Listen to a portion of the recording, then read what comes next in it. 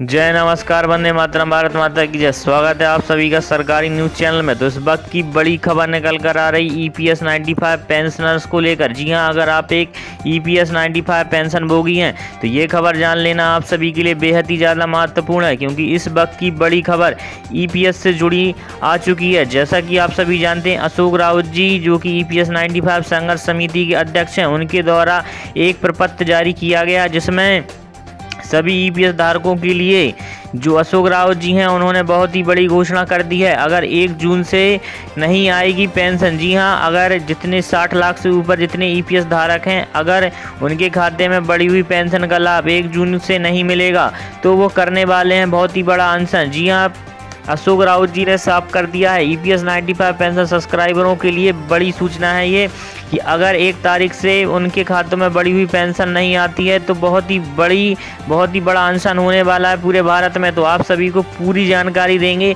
कि अशोक राउत जी का क्या बयान निकल कर आया हुआ है और इस वक्त वह क्या कर रहे हैं और उनकी आगे की रणनीति क्या होने वाली है। आप सभी को पूरा बताएंगे कि पेंशन वृद्धि को लेकर अशोक राउत जी ने क्या बयान जारी कर दिया है। जैसा कि आप सभी जानते होंगे कि 60 लाख से ऊपर ऐसे EPS धारक हैं जिनको इस समय 1500 रुपये न्यूनतम पेंशन मिल रही। जी हां, और कुछ ऐसे भी EPS धारक हैं जिनको 1500 रुपये से भी कम पेंशन राशि यहां पर मिल रही है। वहीं जो मांग थी वह 7500 रुपये को लेकर मांग थी, तो 7500 रुपये न्यूनतम पेंशन की मांग थी और लगातार यहां कोशिशें चल रही थी। कई बार पत्र लिखकर भी भेजे गए श्रम मंत्रालय को और प्रधानमंत्री नरेंद्र मोदी जी को कि EPS में वृद्धि की जाए।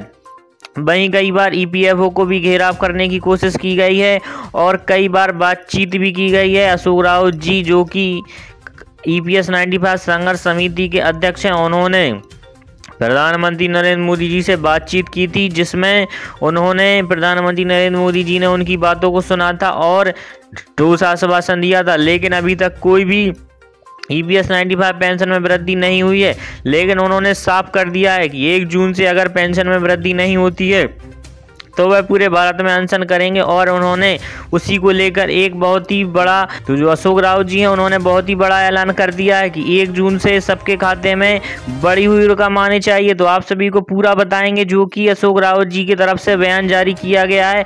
जी हाँ, उन्होंने एक पत्र पूरा जारी किया है जिसमें उन्होंने बताया है EPS 95 पेंशनर सब्सक्राइबरों के लिए एक महत्वपूर्ण सूचना है। अगर आप EPS 95 पेंशनर सब्सक्राइबर हैं तो ये खबर आप सभी के लिए बेहद ही जान लेना महत्वपूर्ण है और आप सभी को अशोक राउत जी को धन्यवाद कहना होगा इसके लिए। तो आप सभी को पूरी जो खबर है अशोक राउत से जुड़ी उसको जान लेना बेहद ही ज्यादा महत्वपूर्ण है। EPS 95 पेंशन में वृद्धि के लिए संघर्षरत राष्ट्रीय संघर्ष समिति NAC के राष्ट्रीय अध्यक्ष कमांडर अशोक राउत ने EPS 95 पेंशन धारकों की न्यूनतम पेंशन वृद्धि 7500 प्लस DA करने समेत 4 सूत्रीय मांगों को मंजूर करवाने के लिए 1 जून को राष्ट्रव्यापी उपवास कार्यक्रम की घोषणा की है। तो अगर आप एक EPS धारक है तो यह आपके लिए बेहद ही ज़्यादा महत्वपूर्ण है और आप सभी को इसमें जो राष्ट्रीय संघर्ष समिति के अध्यक्ष हैं कमांडर अशोक राउत, उनका साथ देना होगा।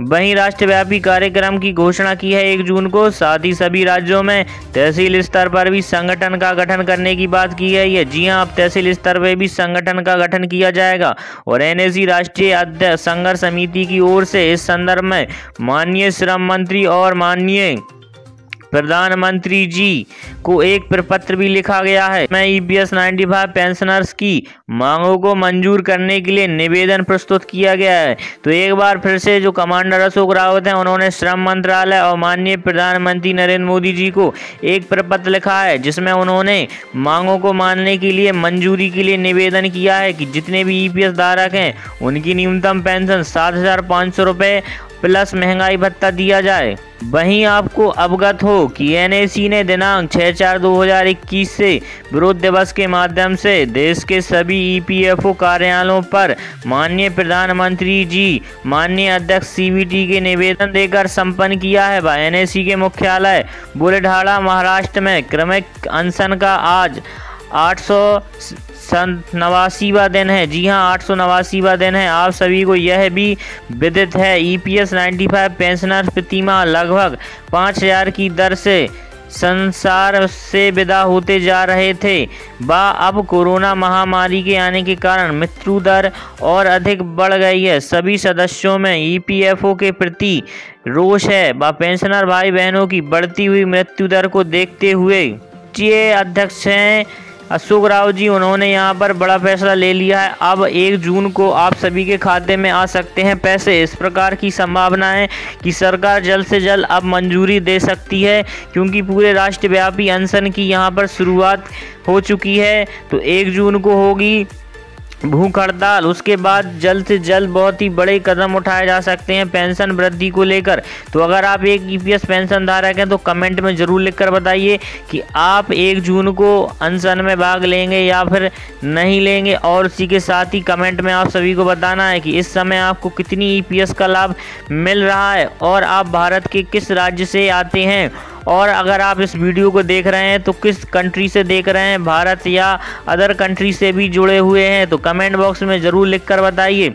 वहीं आपको लॉकडाउन की स्थिति चल रही है, तो इस लॉकडाउन की स्थिति में इस चैनल के माध्यम से आप सभी को 3 महीने का बिल्कुल मुफ्त रिचार्ज दिया जा रहा है। तो आप सभी के पास एक मौका है मुफ्त रिचार्ज जीतने का, उसी के साथ ही एमआई का एक चमचमाता हुआ फ़ोन जीतने का। इसके लिए आपको चैनल को सब्सक्राइब करना होगा, वीडियो को लाइक करना होगा और कमेंट में जाके आप सभी को अपना नाम लिखना होगा, किस राज्य और जिले से आते हैं ये सभी लिखना होगा। उसी के साथ ही वीडियो में आप सभी से एक प्रश्न पूछा जाएगा। जी हाँ, वीडियो के लास्ट में आप सभी से एक प्रश्न पूछा जाएगा। अगर आप उसका बिल्कुल सही जवाब देते हैं तो आप सभी को मिलेगा जीतने का मौका 3 महीने का मुफ्त रिचार्ज, उसी के साथ एमआई का एक चमचमाता हुआ फ़ोन। तो आप सभी को इस चैनल के माध्यम से कोई भी मैसेज या कॉल करके आपसे कोई भी ओटीपी या फिर कोई भी ऐप इंस्टॉल करने को या किसी भी लिंक पर क्लिक करने को नहीं कहा जाता है। ना ही आपसे आपकी बैंक डिटेल मांगी जाती है, जैसे कि CVV number, ATM card number. अगर इस प्रकार से आपके पास कोई या मैसेज आते हैं तो इन सब से सावधान रहिए, क्योंकि आप सभी के साथ फ्रॉड हो सकता है। तो अगर आप ऐसा करते हैं तो इस चैनल की कोई भी जिम्मेदारी नहीं होगी। तो ईपीएस 95 पेंशन वृद्धि को लेकर अब बहुत ही बड़ी तैयारियां हो चुकी हैं और ईपीएस 95 में अब वृद्धि होके ही रहेगी। जी हाँ, 7,500 रुपये वृद्धि हो सकती है और प्लस महंगाई भत्ता भी आप सभी को दिया जा सकता है। अशोक रावत जी ने सरकार से कहा था अगर सरकार अभी 7,500 रुपये और महंगाई भत्ता नहीं दे पा रही है तो वह अभी जितने भी ईपीएस धारक हैं उन सभी को 5,000 रुपये प्लस महंगाई भत्ता दे। उसी के साथ ही जो ईपीएस 95 पेंशनर सब्सक्राइबर थे उनकी मांग थी कि मेडिकल को भी फ्री किया जाए। जी हाँ, जितने ईपीएस धारक हैं उन सभी के लिए मेडिकल को भी फ्री किया जाए। तो वीडियो को लाइक कीजिए, ज़्यादा से ज़्यादा शेयर कीजिए ताकि सबको